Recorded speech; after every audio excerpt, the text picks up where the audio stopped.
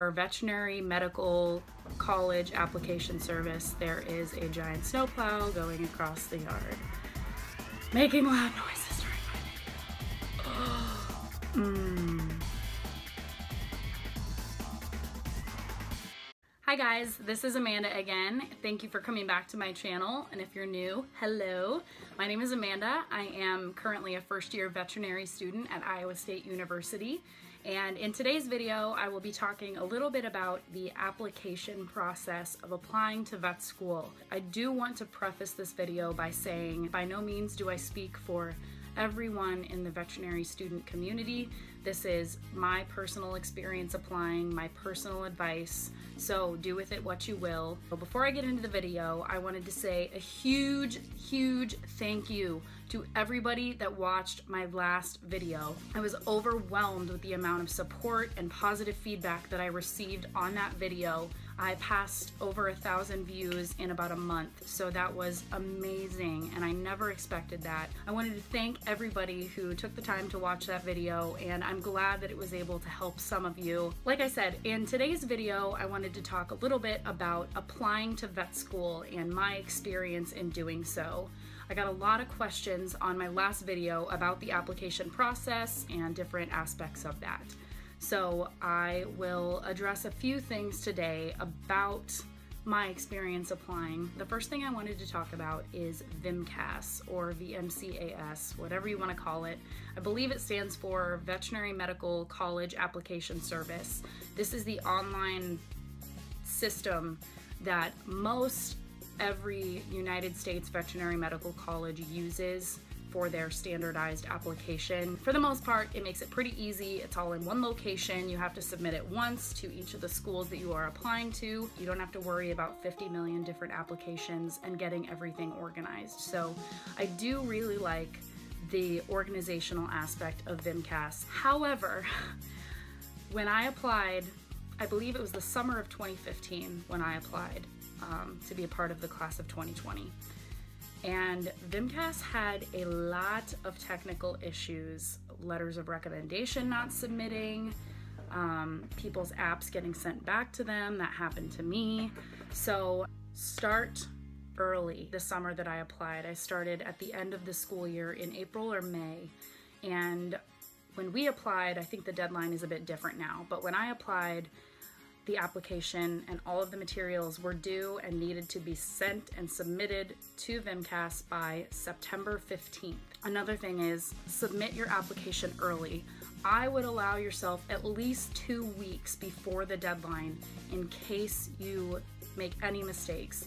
Regardless of whether or not you think you have everything perfectly, even if you do, VMCAS takes time to review transcripts, to review letters of recommendation, to make sure that everything is in. It probably took about a week to a week and a half for them to review and make sure that my transcripts were accurate. Allow yourself some time, and if you do make any mistakes, that will give you time to correct them and get everything reorganized and submitted once again. So, number one tip is start early and submit early.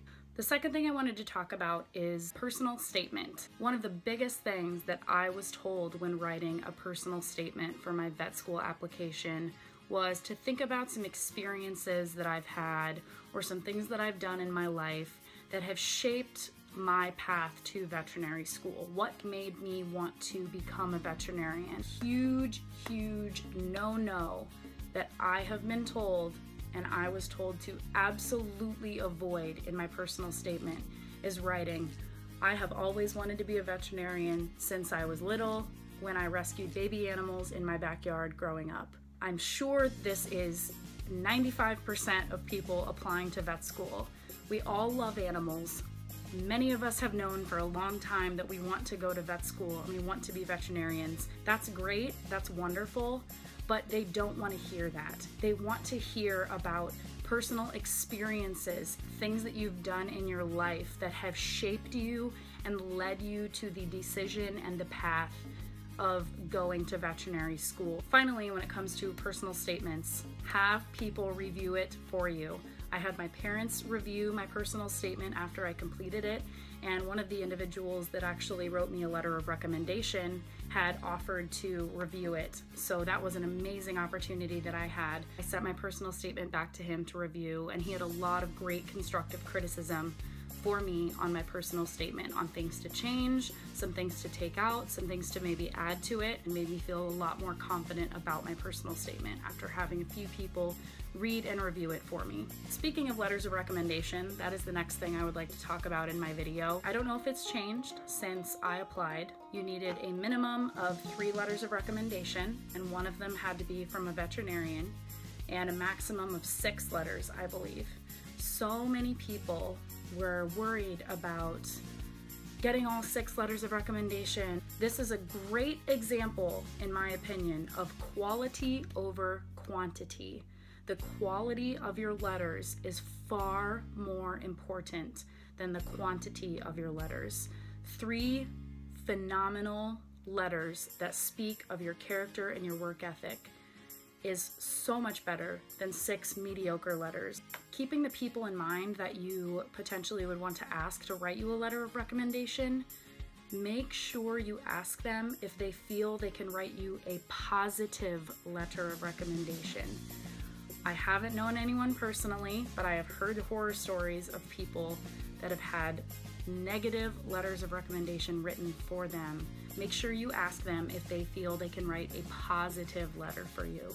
The last thing I wanted to talk about in this video is something I hear people talk about all the time, something that I was super stressed out about, and that is experience versus grades. I am living proof that you do not need a 4.0 to get into vet school.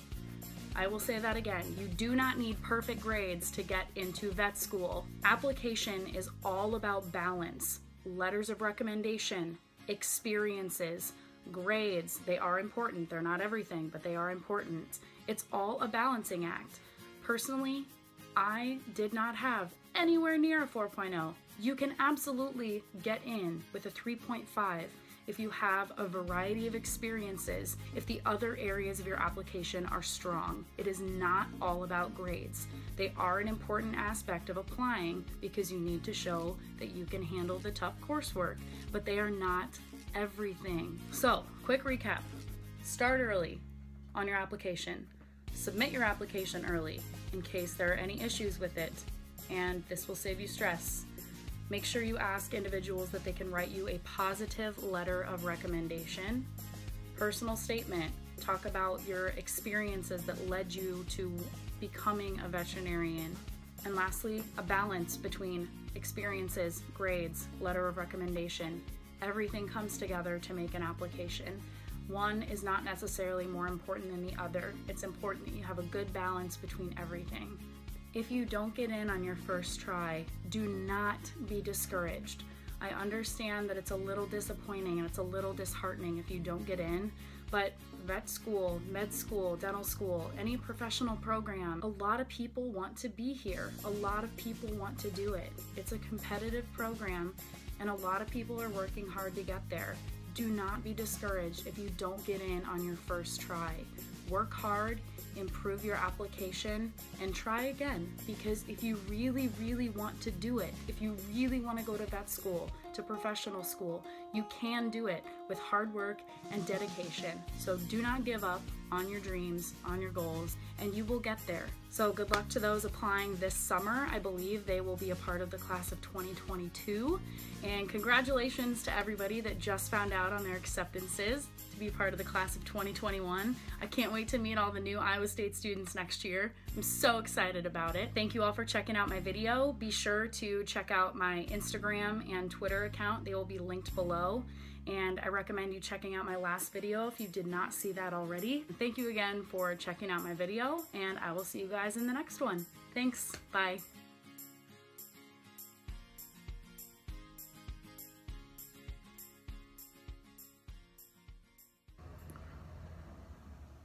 Snowplow again. The street is already plowed. I don't know why they keep driving by.